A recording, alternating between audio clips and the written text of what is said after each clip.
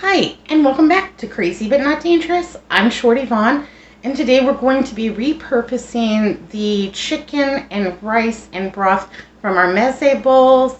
That was a delicious meal, and we're going to repurpose them into a brand new meal that doesn't resemble that much at all, other than the fact that it'll have the chicken and the rice in it. The rice did soak up most of the broth, so we'll be making some from bouillon.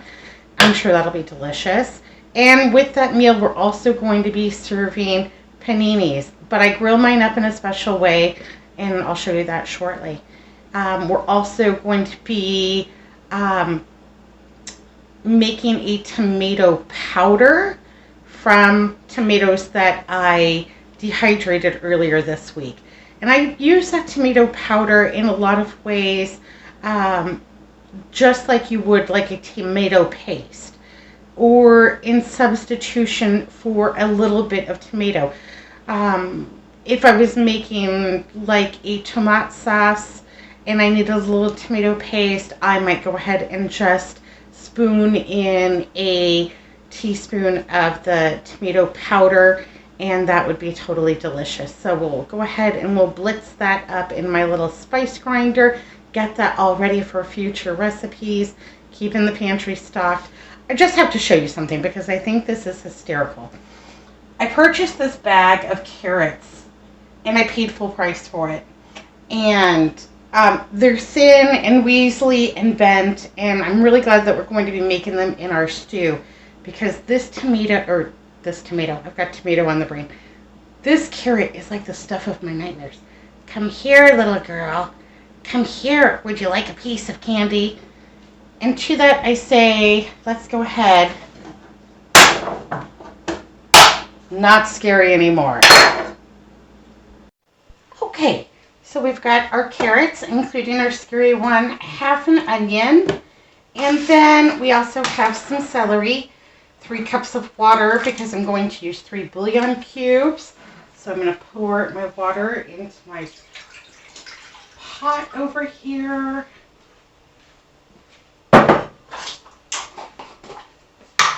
And take out 3 bouillon cubes. I'm dropping things on the floor. No, I can't see it. I'll get it later.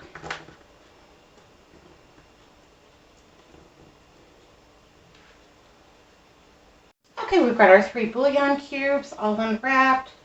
I'm going to drop those in to our pot. I'm going to turn this up to 6 because I want it to get hot really fast. My stove is pretty fast, so I'm grateful for that. And then let's just go ahead and chop up these carrots. And I did give them a little peel because they were so weaselly. But I don't want to chop them up to nothing. And I want there to be very large bits in there in the soup to make it more substantial. So just a rough chop. I don't care how you chop your vegetables. Get there. Just do it. Gordon Ramsay is not coming to my house for dinner. But if he shows up uninvited, he is more than welcome. And I'm sure he is not going to say a word about how I chop up my veg. He will just be grateful. Lord, another one? I have to mop almost every single day because I drop everything. Does anybody else like that? Do you just have the dropsies all the time? Okay, so I'm going to cut my half onion in half, and then I'm just going to give it a rough chop into bigger slices because, as I said, I want this to be a little bit substantial. And I've got my garbage bowl, and I'm not really calling this garbage. I'm just collecting all of my scraps because I will be making a veg stock tomorrow, and I have a bag of scraps in the freezer. A little more never hurt anybody. So now we've got that. I wrap my celery in aluminum foil.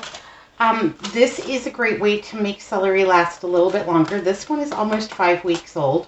I also wrap my broccoli and my cauliflower and my cabbage in aluminum foil because it's great for keeping your celery and your cruciferous vegetables fresher longer. Okay, not the best looking celery I've ever seen, but you know what? Expect worse for 5 weeks old. This one is a little bit past its prime, even for the scrap bucket. So I'm just going to go ahead and pitch that one. It'll be okay. And the top of this one doesn't look so good, so we're going to go ahead and get rid of that.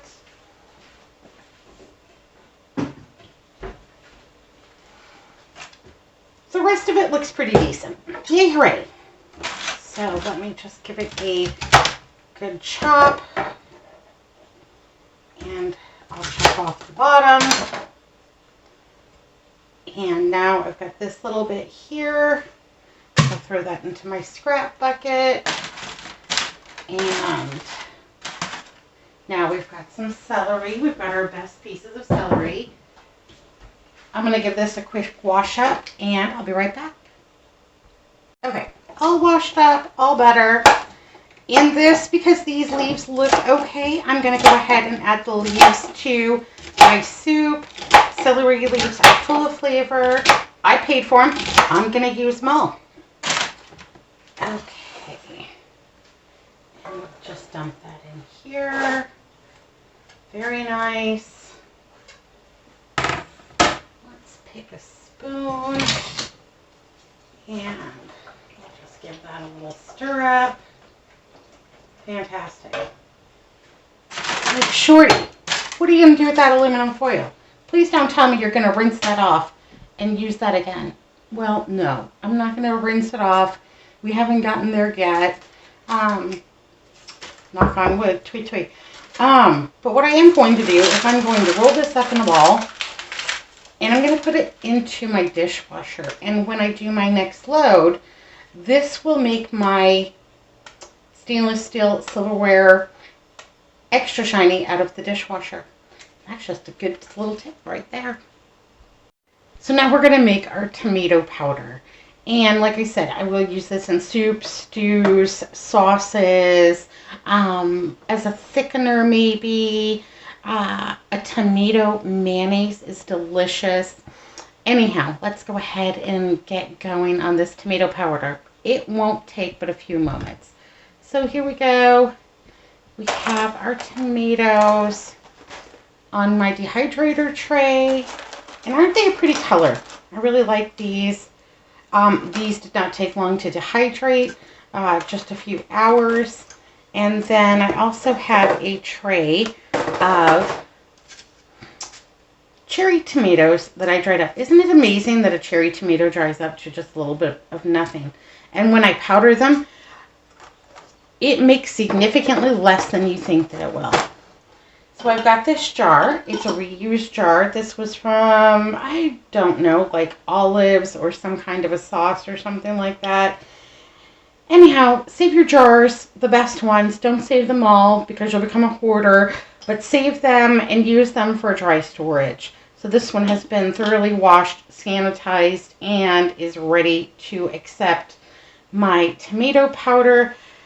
I will be really surprised if we even fill it up to the line with the tomato powder. So there will be plenty of room for add-ons. And I did get all of those discounted tomatoes at Smart & Final. So some of those may be dehydrated for tomato powder. But basically I've got a little spice grinder here.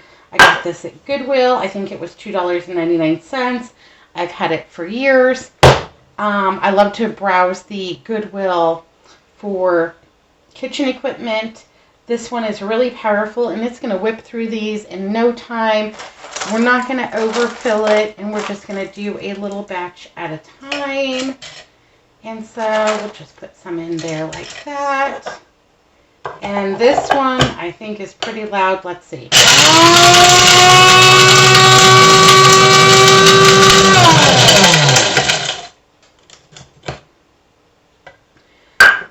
Little dust comes off of it. Now, a tip for you if you're making your own powders. If you're doing something like peppers or jalapenos or serranos or some kind of chili or what have you, you may very well want to wear a mask because you will gash yourself on that little bit of dust, that little bit of powder that came out when we took the lid off. So I recommend protective eyewear, maybe gloves, and definitely a mask because it will burn your lungs if you inhale that powder. And so we just gave it a little blitz up in our spice grinder, and that's what it looks like. And I'm just going to get going on the rest of these, and I'll show you what we end up with.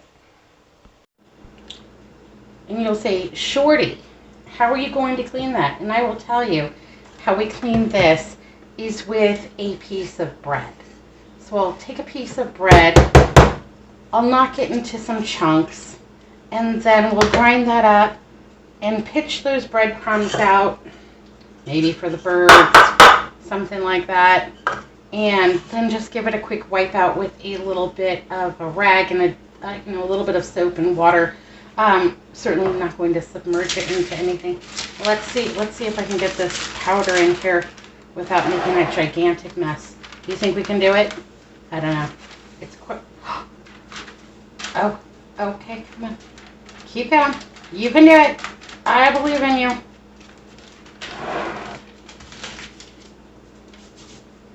Let's see if this helps. This is just a little bit of a barbecue brush or pastry brush or what have you, and we'll just kind of, those little bits that are just kind of sticking on there, see if maybe we can loosen those up. Because every little bit counts. We paid for it. You might as well get every little bit that you can. And that's kind of the purpose of using these jars again. I don't remember what was in here. Salsa, olives, something like that. But I paid for the packaging. And you do with everything that you buy. You pay for the packaging. Sometimes the packaging costs more than the stuff on the inside for the manufacturer. Those costs are passed down to you. So I will reuse the packaging on a lot of things so long as it did not contain a potentially hazardous food. I think it's okay to wash and sterilize them and use them for dry storage. Now, will I can in this? Will I can in a recycled jar? No. No, because I don't believe that it's going to seal. I'm not going to trust the seal on a reused jar. And frankly, we're just not that poor yet. If we get there, maybe, and it's a matter of, can I store it? Can I maybe eat it later? Maybe that's something that I'll decide later on. Okay, so now we're going to clean our spice grinder really quickly. I have this bread. I bought it because I had a 55-cent off coupon for it. We don't really enjoy the texture. The taste is all right, but it's not my favorite bread. I'm going to use it all because I paid for it. Also, our base over here for our soup is doing really well and starting to smell really nice. I've turned it down to 2 from 6, and I'm just going to put a lid on it and just let it continue to do its thing.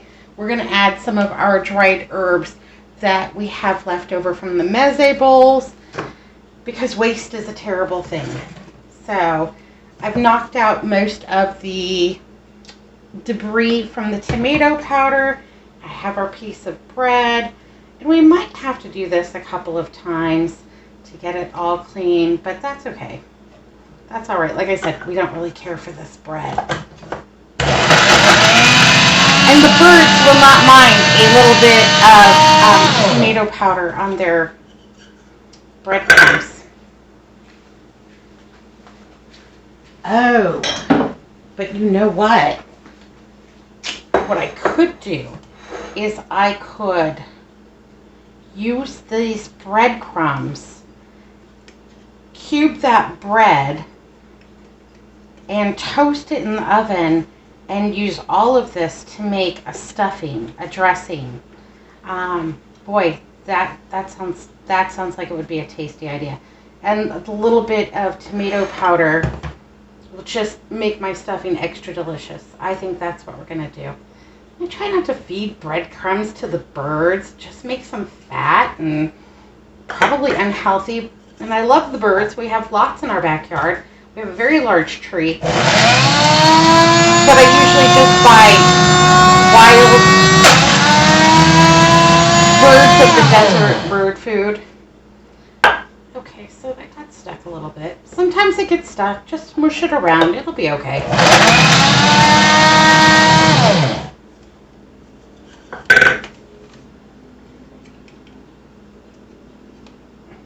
Yeah, I think stuffing is the way to go with that bread. That bread is just, it is not my thing.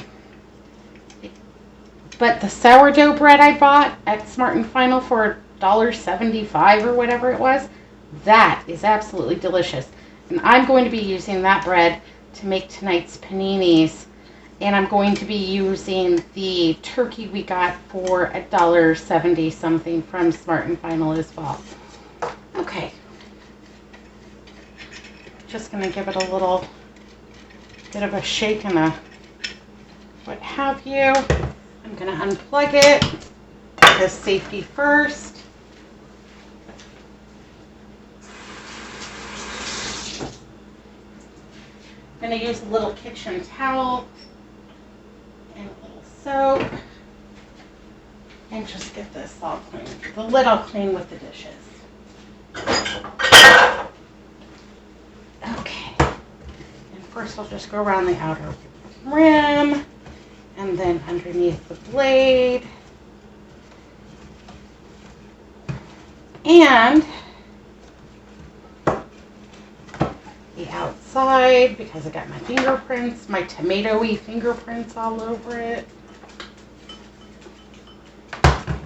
Use the non-soapy side to give it a little rinse off. And I really like to try to clean as I go because, as I've said, after we get done with dinner, we watch Jeopardy and Wheel of Fortune while we eat. And after we get done with that, I'm pretty much done for the day. That's it. This chick's had it. She's going to bed. Okay. So that worked out well.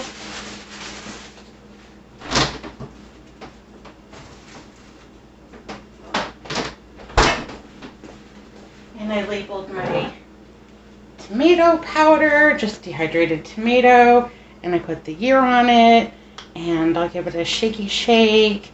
And for the next 3 days, I will give it a shaky shake every day so that it doesn't clump up. If it does clump up, I'm still not going to worry about it because I'm just going to take a fork or a knife or whatever I can find that's sharp, somewhat sharp, and I'm just going to stir that up and continue to use it. I'm going to show you one other powder that I've made that's really super helpful. And since I have dehydrated carrots, or I have onions and I have carrots that need to be used up, and the onions are fairly new because I did just purchase those yesterday, but those carrots, those are just wrong and weaselly, and I really should have looked at my bag better.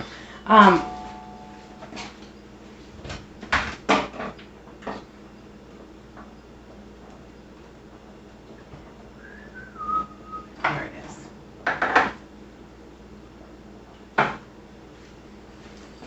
The other powder that I make is mirepoix powder, and so this is dehydrated carrots, celery, and onion. And let's say I wanted to make a soup and I did not have fresh carrot, celery, and onion. A big tablespoon of this powder would give us the same flavor profile. Now, it wouldn't have the big chunks, it wouldn't feel as substantial, but you would have the flavor of it. So maybe if I was using this, I might cube up my chicken a little bit more. I'm a little bit larger. I might add noodles instead of rice.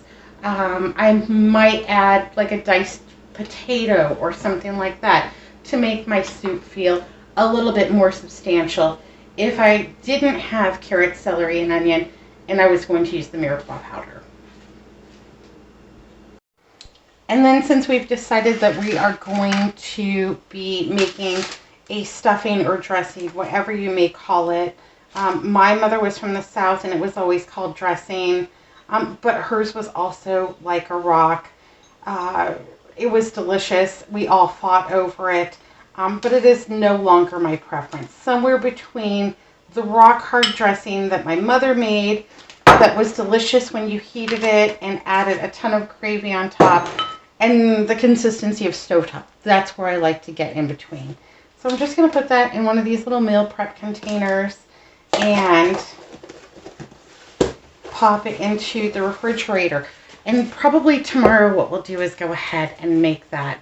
So we'll have maybe like a little turkey and stuffing dinner tomorrow night. That sounds good. Okay, so let's take a taste of our soup. It's over here still simmering on low. And I'm going to grab one of these iced teaspoons. I love these iced teaspoons for tasting because they're longer. I'm not going to get near, if it was a boiling sauce or what have you, I'm not going to get my hand right down deep inside of it. I'm going to stay away from the steam. I'm not going to get burned. And it's a little bit smaller of a spoon, so it doesn't take nearly as long for you to be able to blow it to a coolness that you can taste. That's absolutely delicious. Yay, hooray!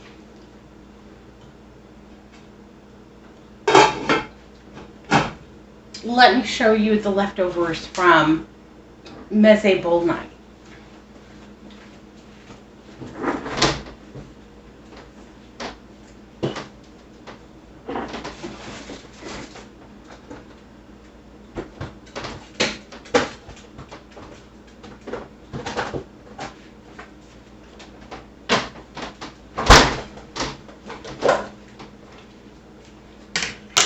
So this is what we ended up with left over. And it's got chicken and rice and some herbs and yeah, it's all in there. And like I said, I'm only going to add this in like the last 15 or 20 minutes because I don't want my rice to get too mushy. And that rice was really a nice rice. I got it at the dollar store and it was a long grain rice, and we really enjoyed it the first time. I'm sure we're going to enjoy it the second time. And I'm using the chicken bouillon cubes, even though I have frozen chicken stock in the freezer, because I am freezing the squeezed lemon ice cube tray things that I have going on, so that I have lemon juice all year long, and I didn't really want to disturb that. So yeah, chicken bouillon. So far it tastes delicious. It doesn't need any salt. We'll see what happens after I add everything else. And while I was digging the leftover rice and chicken out of the refrigerator, I also found a little bit of spinach that we had left over from Mezze night, so I might be throwing that in too. Can't hurt. Okay, so a question that I have gotten before is, because I meal plan for 2 people, sometimes I meal plan for 2 people with leftovers, is if you're planning for such a small amount, what would you do if somebody showed up at your door unexpectedly and you wanted to invite them for dinner? And that's exactly what would happen. You show up at my door at dinner time, you are going to be invited. I joke all the time about Ramsay showing up at my door and making fun of my knife cuts. But really, if he showed up, he would be more than welcome. And what I would do is, set him in the living room. Can I get you a beverage? Some pleasant chit chat. Excuse myself to the kitchen for a couple of minutes. To my soup, for example, I would grab a half cup of minute rice and throw it in there. I would go to my freezer and grab a bag of mixed vegetables or a can of mixed vegetables or the spinach or what have you to add. I might throw an extra bouillon cube in there, 1 extra cup of water, and then instead of making, 1 panini for us to share, go ahead and make the extra panini If I was really tight on food, and let's say a bunch of people showed up at my house, which I come from a large family, it's certainly possible that people could show up. I would put together a really quick relish tray, some olives, some pickles, peppers, some cheese, crackers, what have you. Whatever I can find in there that looks like it might be appetizer-ish. Throw it all on a tray, make sure everyone's got a beverage, and then maybe this gets, 2 or 3 extra bouillon cubes. I add a little extra water to it, add the extra veg, taste it for salt and pepper because we're adding more water to it, which my water comes out of the tap unseasoned. And then I would go ahead and make extra paninis, or maybe there would just be crackers or what have you. Maybe I would have enough things in my refrigerator to make a salad. Everybody would eat, and there would definitely be bread. Even if I had to whip up a really quick cornbread, we could all be eating inside of 30 minutes. And you've barely said hello and had a good time with your surprise visitors. And there will be more than enough food. Nobody would ever leave my house hungry, because my mother would roll in her grave if anybody ever left my house hungry, or if they were not offered a drink and something to eat when they came. So that's how I would stretch this meal out if we had unexpected guests. Okay, so I'm really way too excited about the tomato powder.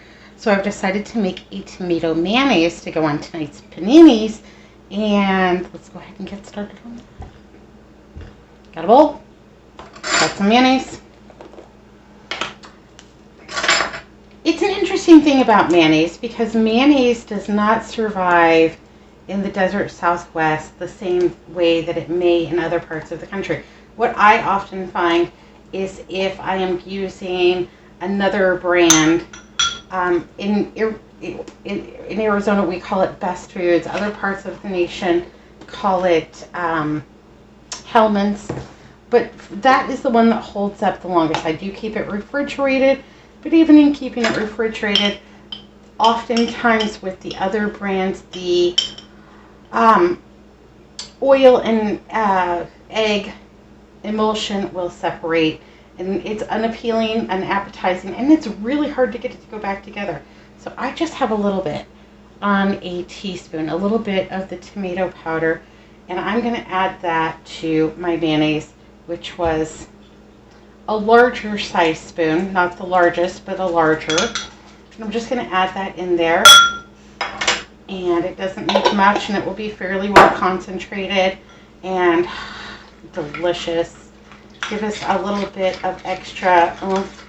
And I'm not rehydrating it in hot water because we still have like an hour and 30 minutes for the soup to simmer, and so that will be more than enough time for this tomato mayonnaise to rehydrate and get ready to go on our paninis.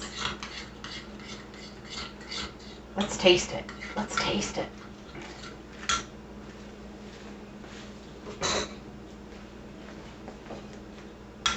I should have got my toothpaste out. Okay, that's good. Just a little something extra special, and it's okay to do something a little extra special. Those tomatoes were not expensive. The electricity, it required very electricity to dehydrate them. They made the powder in just a few minutes, so it wasn't even that big of a time issue, and it will just add a certain, I don't know, je ne sais quoi to our paninis tonight. So I'm excited about that. Tomato mayonnaise. Also from Mezze dinner, we had a little bit of chopped tomato, chopped cucumber, green onion, and the elephant food from my yard. And so I really want to get this eaten up, and we're just going to make these little tiny fresh laid salads in here. little cups, and these are fun. Everybody likes these. Andrew really likes his food very separated. That's fine. And there we go. So we'll just give these a little stir up. I'm not gonna, well, not that one. Just gonna stir them up a little bit, and just a little bite of fresh veg. We're gonna have plenty of vegetables, but can you have too many? And doesn't that look nice? But what I will do,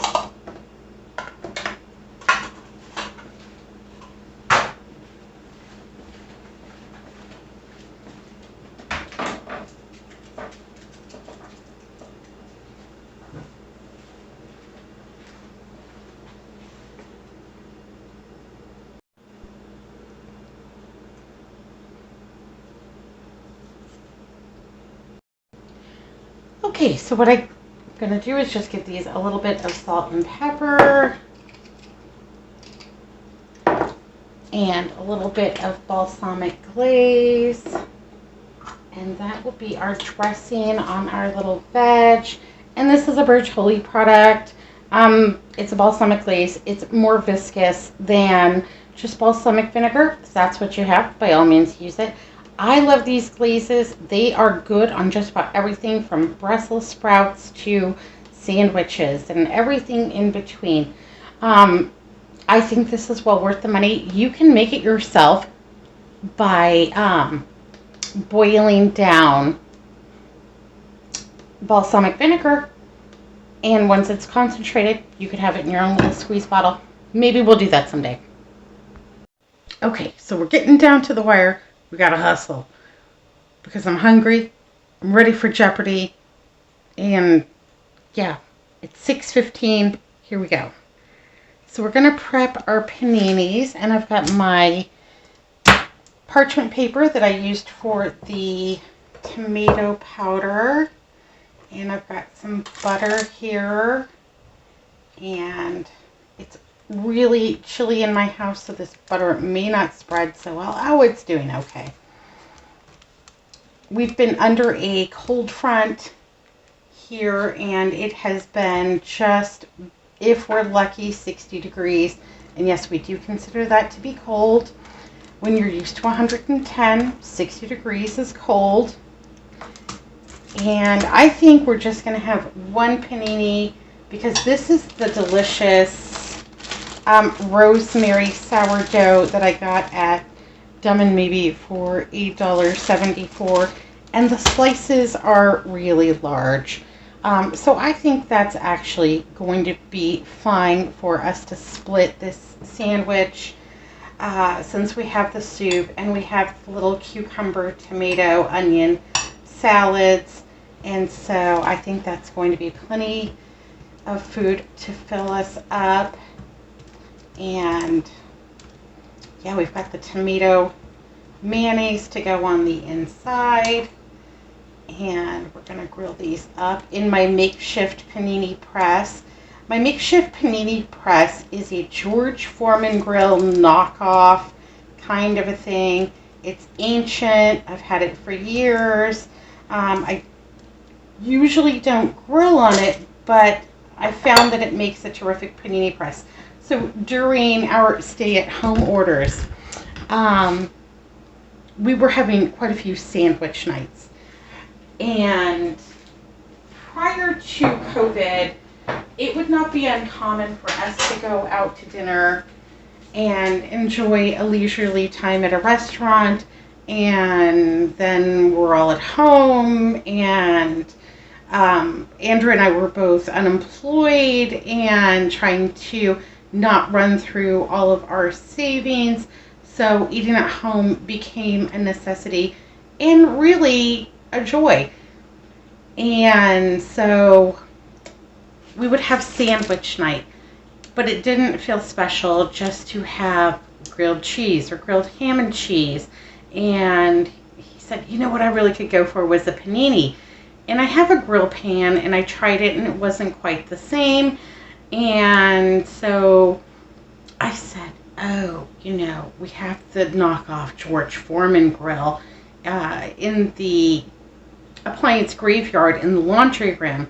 Let's get that down. Let me see if I can make a panini using that. And so I just think this is a terrific way to make a panini in my makeshift George Foreman grill.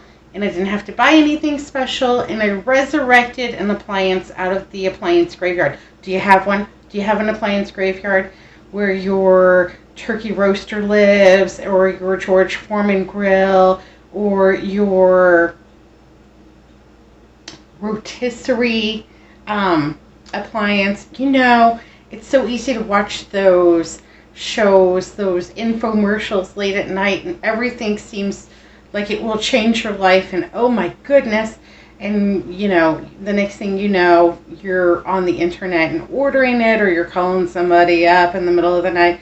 Yes, can I please have, you know, the food grinder or the Instapot or what have you? People love all kinds of different appliances. There's something for everyone. We try to keep it fairly simple.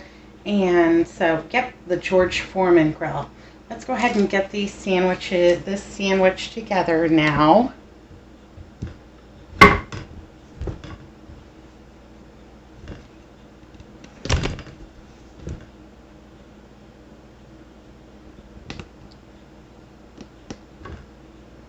Okay, small technical difficulty there. No worries, all better. So I've buttered both sides, and now I'm just going to turn it over onto the buttered side for both pieces. And I'm going to grab my tomato mayonnaise.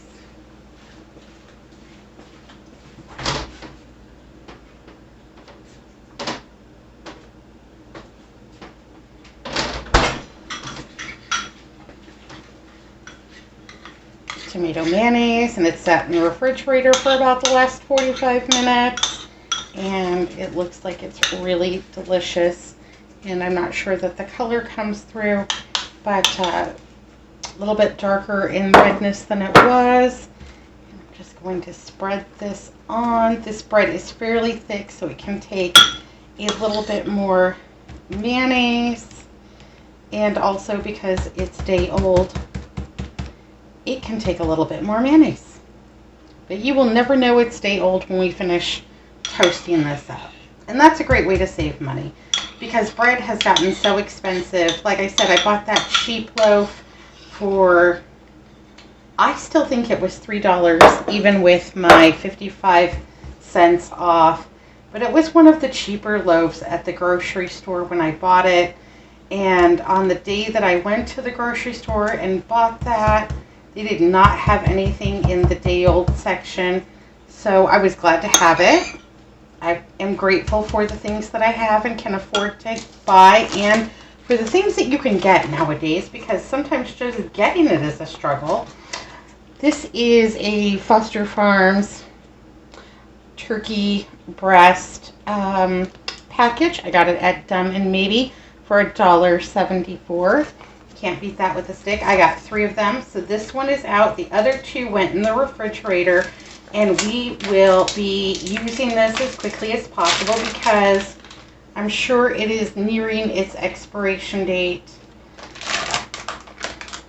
Give it a little smell, give it a little touch. It doesn't feel sticky, it doesn't feel slimy or wet. So it is all good to go as far as I'm concerned. Because we'll be sharing this, oh, the slices are pretty thick. That's nice. Because we'll be sharing this, I will make it a little bit thicker than I might usually do, or might usually make for a lunch portion. So there's that. And I can never get the lunch meat out of these containers without tearing it. These are packaged for, I just don't know. I don't like the packaging, but who am I to say? Let's go ahead and grab as much of this slice as I can get. Packaged for freshness, I guess, but not for ease of use. And I'm not even going to put it back in the package. I'm just going to pop it into a little meal prep container.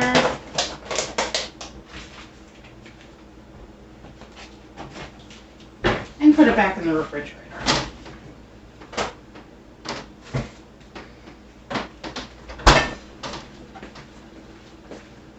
Okay, so we also have some mozzarella left over from Mezze bowl night. And let's get that out of the refrigerator. I see you, little pig dog. I see you. He wants his yum yums. It's almost his dinner time too, so he's in the kitchen supervising. He keeps me honest, I guess. That's a lot of cheese. That looks delicious. Who doesn't like a lot of cheese?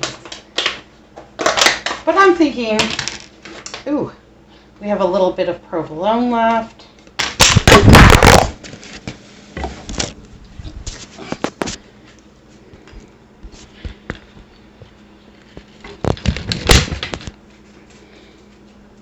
Okay, so we have a little bit of provolone. I don't know why this wasn't used on another sandwich, but someone thought that we needed to save half of the provolone. It was probably me. And then we have a little bit of cheddar. So we're going to have a 3-cheese turkey sandwich with tomato mayonnaise. That sounds yummy. And then we take this one. That's the buttered side. That's the side we want out. And we'll just flip the mayonnaise side to the inside of this. Now I'm going to turn my parchment paper and I'm going to turn my sandwich and then I'm going to fold this over.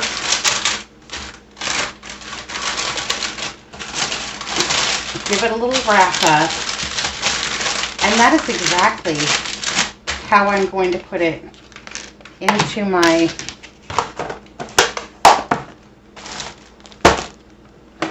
knockoff George Foreman.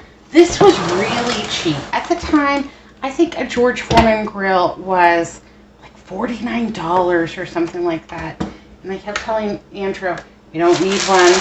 I'll never use it. I don't like to grill inside. I don't see, we live in Arizona. You can grill outside all year round. It's never too cold. It's never too rainy. Sometimes it's too windy. Okay. So, this thing just does not want to stay today. It's cranky.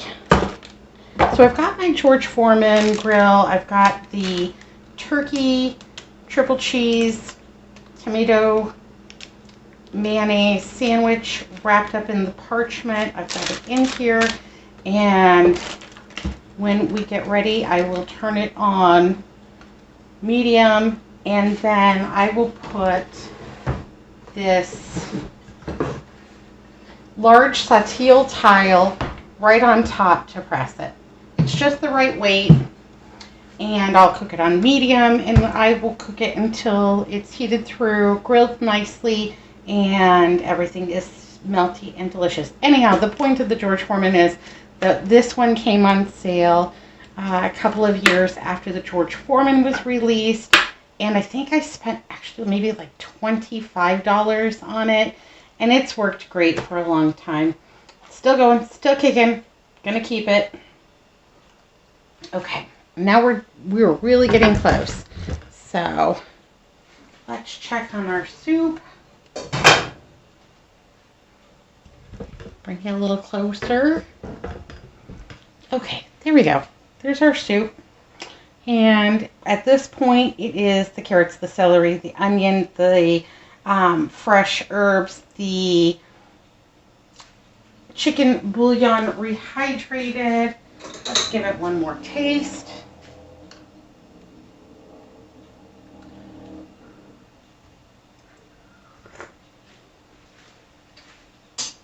Still delicious. Needs pepper.